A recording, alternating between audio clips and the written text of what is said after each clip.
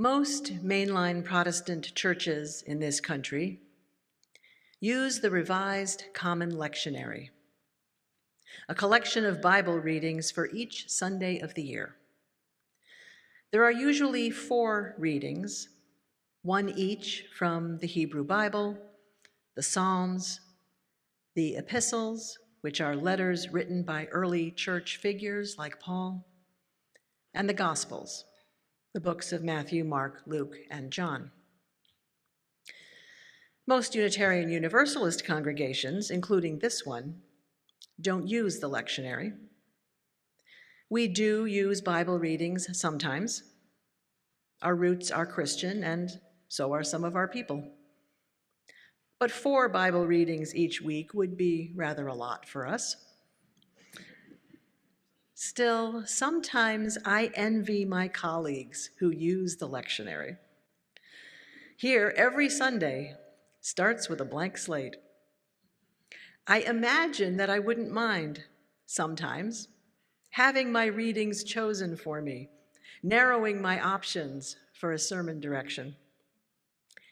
Of course, it's possible that as a Unitarian Universalist, I would do something else anyway. We are not known as people who take direction well. But in my imagination, it sometimes seems appealing. And so, once in a while, I dip into the lectionary to see what inspiration it might offer. What I noticed this time was that the readings for the first Sunday of Advent, which was last week, are not all joyful celebration of the good news. They're about people living lives where things are really not going well. There are reminders to slow down, pay attention, prepare for transformation and new beginnings. There are promises of something sacred yet to come. Those are solid Advent themes. But there is also plenty of the pain of the here and now. An example from one of the Psalms. O Lord God of hosts, how long will you be angry with your people's prayers? You have fed them with the bread of tears and given them tears to drink in full measure. You make us the scorn of our neighbors. Our enemies laugh among themselves. From a Hebrew Bible reading. You have hidden your face from us and have delivered us into the hand of our iniquity. And from a gospel reading. In those days after that suffering, the sun will be darkened and the moon will not give its light. Advent does not assume that all is well. It begins with the voices of people for whom so much is not well that it seems even their God has abandoned them. They are suffering and crying. Their enemies are laughing at them. Even the light of the sun and moon go out. This season of hope and new beginnings starts with despair. As we approach the longest night, we experience more and more literal darkness. We feel that in our bodies. We might feel the soft, soothing, calming darkness of today's story. The darkness might also evoke feelings of difficult experiences, loss, pain, despair, fear, suffering and crying, laughing enemies, an uncaring universe.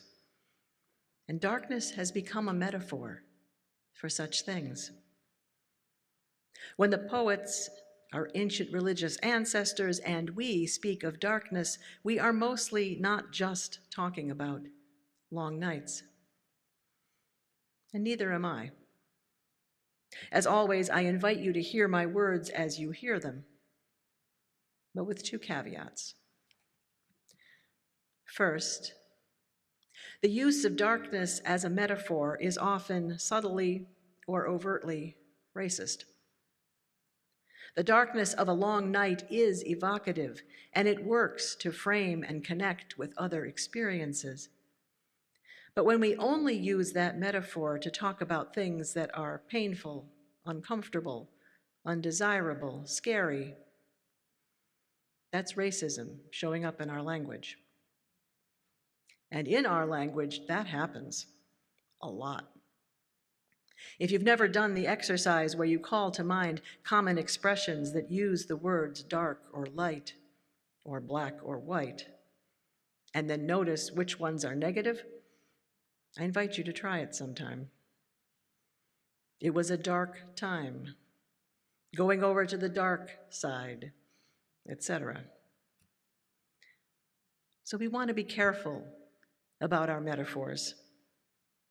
Not to avoid this one altogether, but in the words of retired Unitarian Universalist religious educator Jackie James, to balance and reclaim it in its wholeness. And that gets us to my second caveat. Thinking about darkness as only negative is not reality. Darkness is so much richer than that. There is that invitation to be still and rest. And I hope we all can make a little space to heed that call. And if resting in that embrace is what you really need from the darkness today, please take that with you. And there are other treasures that can only be found in the dark. Darkness holds it all, says the poet.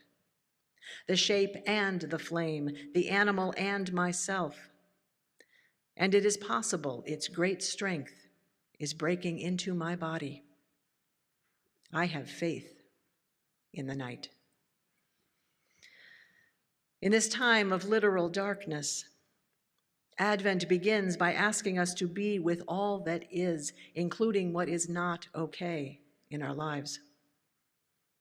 Not to rush to fix anything, not to leap right to whatever joy might be around the corner, but to name it. Shout it if necessary. Demand that God do better if that works for you. And to not be too quick to shine light in all the corners. To instead seek the treasures hidden in the dark. Author and conflict consultant Michael McRae wrote an Advent reflection a couple of years ago about his time working with Christian peacemaker teams in Hebron in the West Bank. One of their responsibilities was to be present for confrontations between Israeli soldiers and Palestinian civilians, to film and document what happened so the rest of the world would know and perhaps things would change. This kind of active waiting for change is painful. In McRae's words, for our exiled friends in prison longing for freedom, for our oppressed siblings waiting for justice, for our loved ones on the streets dreaming of a warm home, waiting is agony. But, he goes on, hope is the stuff of survival. It's little wonder people who live in places of suffering are often filled with great hope and joy. And he quotes one Palestinian friend as saying to him, "What choice do we have but to hope? The alternative is death." Finding hope here, now, amid all that is not well, isn't just an Advent thing, it's a life thing. And doing that work together is what religions, including this one, do at their best. My colleague Rob Hardies has said that religion is telling each other stories of hope. Those stories take shape and grow in the hard parts of our lives. I believe in the sun, even in the darkness. I believe in God, even if God is silent. I believe in compassion, even when it must remain hidden. These words are written on the wall of an underground shelter in Cologne, where a group of Jews hid for an extended period during World War II. If that's not quite the way you've heard this quote, that's because it's been altered over the years. As best I can tell, this is the closest translation of the earliest known primary source. I believe in the sun, even in the darkness. I believe in God, even if God is silent. I believe in compassion, even when it must remain hidden.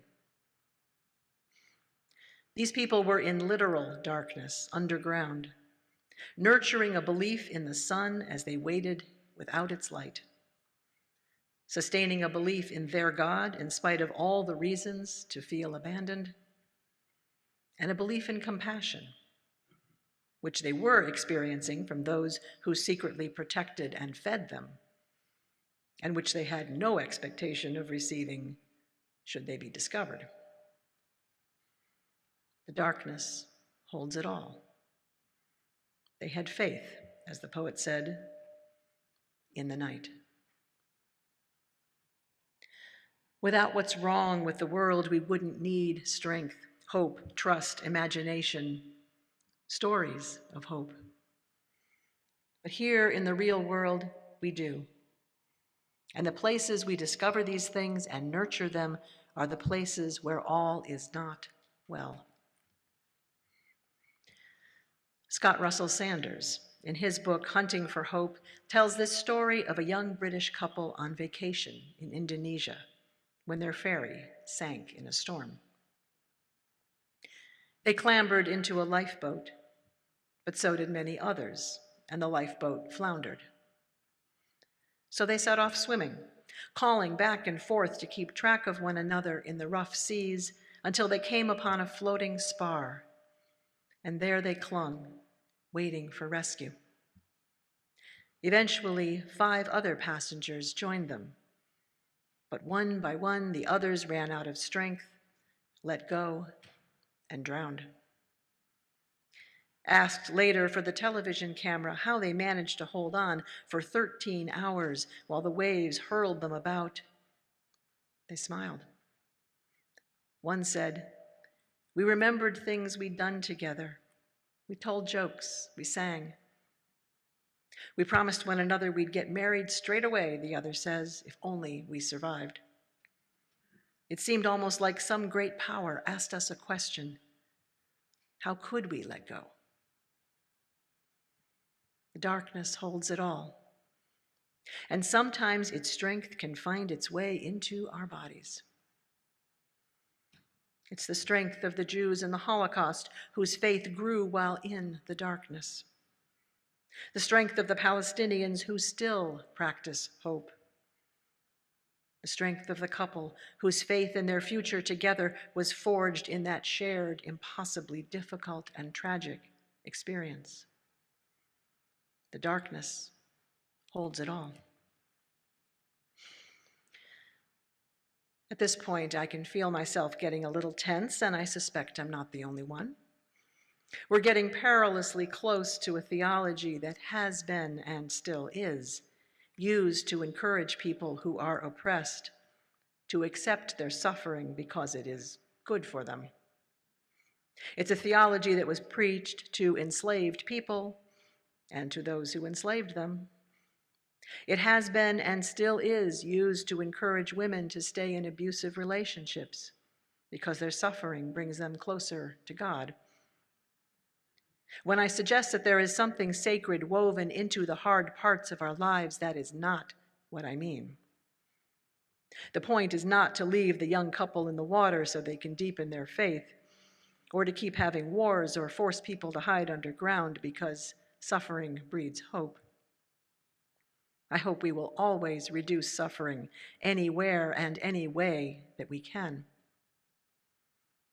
And in this world where all is not well, the places of suffering are also where we find hope, faith, joy, strength. We don't go looking for those places. We try to avoid them, but we all find ourselves there sometimes. And just as so often we use light to drive away the literal darkness, so too we deny or distract ourselves from what is hard. Sometimes that's all we can do. But if we can take time to be present there, we might also find the treasures that can only be found there and that make another way of being possible. The darkness holds it all: suffering, nourishment, strength, faith, the stories that speak of hope. And fortunately, we don't have to go there alone. For as the vacationing couple discovered, when we tell each other those stories of hope, that great strength of the darkness might just become ours.